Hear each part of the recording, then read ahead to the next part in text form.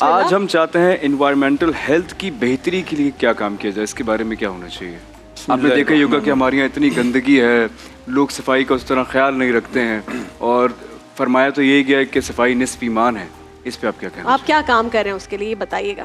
بسم اللہ الرحمن الرحیم. اللہم صلی وسلم وبارک علی سیدنا و مولانا محمد وعلی آلہ وصحبہ وبارک وسلم.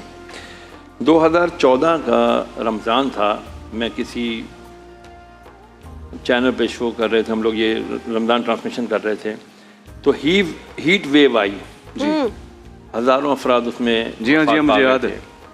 ہم لوگوں نے طے کیا کہ ہم بھی جو ہے نا افطار ٹرانسمیشن کے بعد پانی کی بوتلیں وغیرہ بانٹنے جائیں گے. بڑا پانی کا جی بحران آیا ہوا تھا.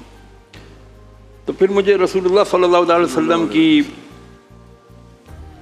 بات یاد آ گئی، حدیث مبارکہ یاد آ گئی کہ خیر الناس من ینفع الناس، کہ تم میں سے بہترین انسان وہ ہے جو دوسرے انسانوں کے لیے نفع بخش ہو.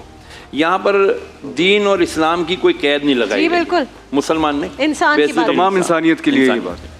پھر ہم نے اس کے لیے کام کرنا شروع کیا تو مجھے یاد آیا کہ جب حضرت آدم علیہ السلام دنیا پہ تشریف لائے تھے تو ایک میرا کھلا چیلنج ہے لوگوں کو، مجھے بتایا جائے کہ انہوں نے آتے ہی سب سے پہلا کام کیا کیا تھا اس دنیا میں آنے کے جی بعد. دنیا میں آنے کے بعد جب انہیں قدم ان کے ننگے پاؤں تھے، جب اس فرش پہ زمین پہ لگے نرم نرم مٹی پر، تو انہوں نے سب سے پہلا کام کیا کیا تھا؟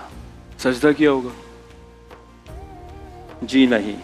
جب وہ جنت سے چلے تھے، ان کو جب جنت سے لے جایا گیا تھا تو وہاں سے نکلتے ہوئے انہوں نے جنت کے پودے پکڑ لیے تھے، پلانٹس کو، اور وہ ان کے ساتھ ہی زمین پر آ گئے تھے. تو انہوں نے جب نرم زمین قدموں پہ محسوس کی تو اللہ عز و جل سے دریافت کیا، یا اللہ یہ کیا چیز ہے ایسی تو نرم، یعنی یہ زمین مجھے تھوڑا بہت تکلیف دے رہی ہے. جنت تو جنت تھی، بے شک وہاں تو راحت ہی راحت تھی. اور یا اللہ یہ جو میرے ہاتھ میں درخت ہیں، پودے ہیں جنت کے، ان کا میں کیا کروں؟